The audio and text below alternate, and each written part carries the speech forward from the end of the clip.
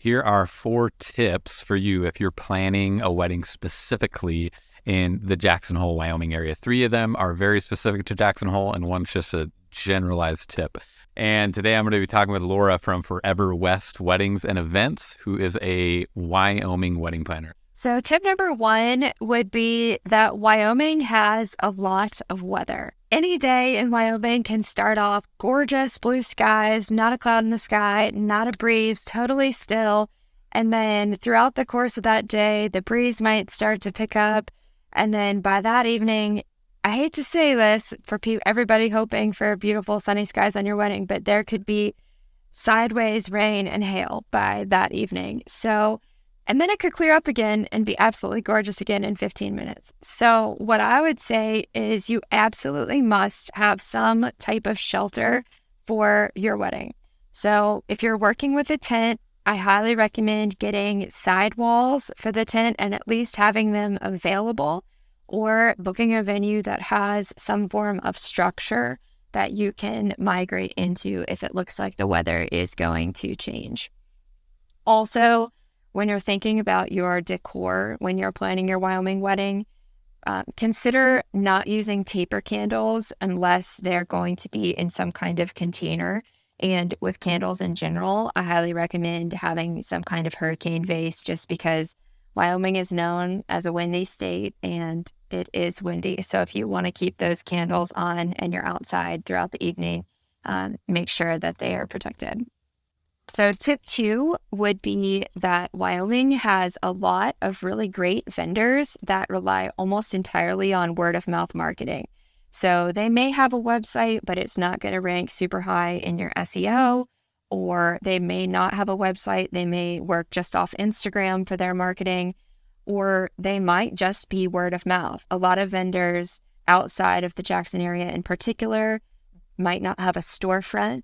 So you might not be able to just go look for a florist in town and go to a storefront. They might work and do beautiful floral artistry out of their garage or out of their barn, or a lot of home bakers in the area as well. So I would say if you're working with a good planner, this is a great opportunity to work with a planner so that you have access to some of those vendors that you might not be able to find with just a Google search. And then my last tip is don't be limited to just the Jackson Hole area. So Jackson Hole has lots of great venues, but there are other parts of the state that are really underrated that have great wedding venues as well. Brush Creek Ranch is a luxury wedding venue in Saratoga, which is much closer to the Colorado side of the state. Cody has a great, really casual and affordable wedding venue called Double Diamond X Ranch. They are a family run and there's lodging on site, and it's just a really fun casual venue. Sheridan, Wyoming has great venues as well. So my favorite venue in Sheridan is the Brenton Museum. It's a gorgeous museum, very elevated, and you can stay in town at the historic Sheridan Inn, which is famous for its association with Buffalo Bill. If you're willing to pop over into Idaho, you can still fly into Jackson Hole and then go over Teton Pass, and there are a couple of great wedding venues over Teton Pass like Moose Creek Ranch and a few others that are in the Teton Valley. My actual last tip is just a general wedding tip for anyone out there planning a wedding, whether you're looking in Wyoming or not. And it would be that couples tend to forget about how many tables you need for your wedding. So everybody thinks about how many tables you might need for your guests, and people typically order those tables and maybe even the tables for their head table or their sweetheart table.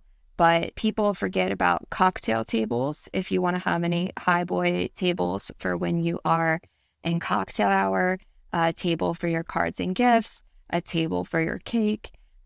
If you're doing more of a DIY catering situation, you might need tables for the buffet or for the drinks.